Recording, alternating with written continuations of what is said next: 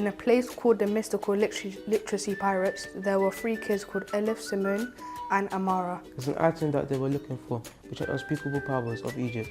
One so powerful that mummies could awaken, or you could turn anyone into a mummy, and it's capable of achieving anyone's wishes.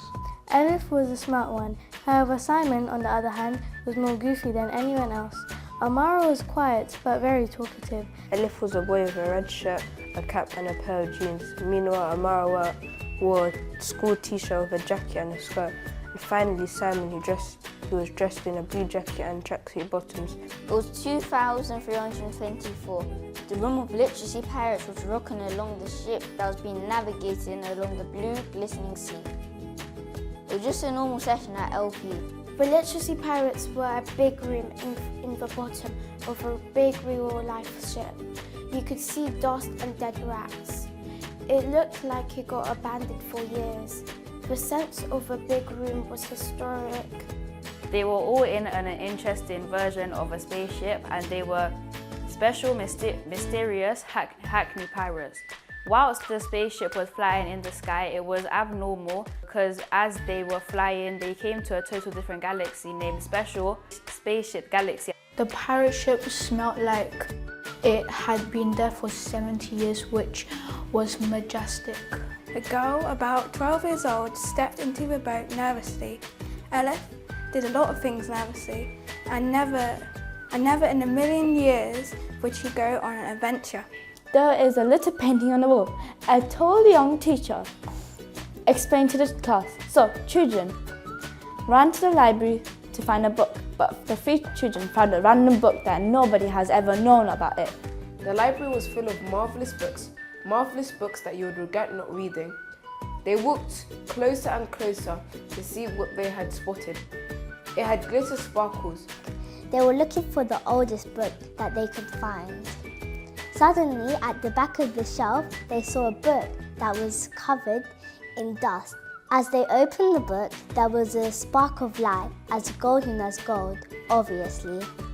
Next to it stood a book, well, not just any book, a magical one that Simon had spent months looking for, and he had finally found it. I finally found it, he yelled. Guys, come quickly and see this book, Simon loudly shouted from the other side of the room. Okay, we're coming. Simon and Amara shuffled over. Simon says as he opens the book covered in pure gold. It was so shiny. It was like the sun was in the room. Once they look into it, they find a map in the middle of the book, and next to it says, "This is the place where Queen Zara's tomb is located."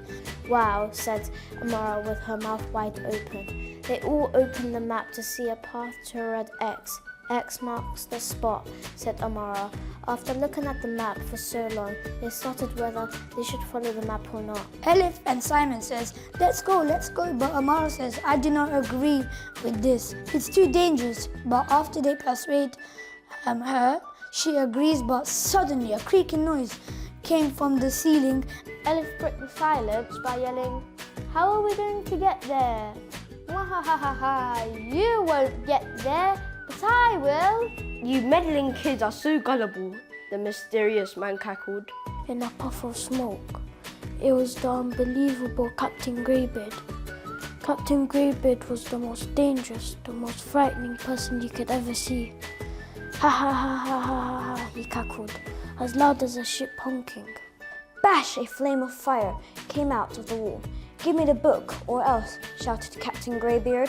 He had a nasty cackling laugh that was almost sinister. He arrived in a massive puff of stinky smoke that stung your eyes. Simon said jokingly, "Please, book, reveal your secrets and take us to where the treasure lays." And then the Captain Greybeard swung down the room. Elif, Simon and Mara hid under the tables. Captain Greybeard snatched the book and said, "So long, suckers," shouted Captain Greybeard. "Give me that map," Simon replied. "No." As fast as a Lamborghini going 300 miles per hour, Captain Greybeard stole it. "I'll take this," cackled Greybeard, and then he took off. He disappeared into nowhere. There was just a puff of smoke and Captain Greybeard has disappeared.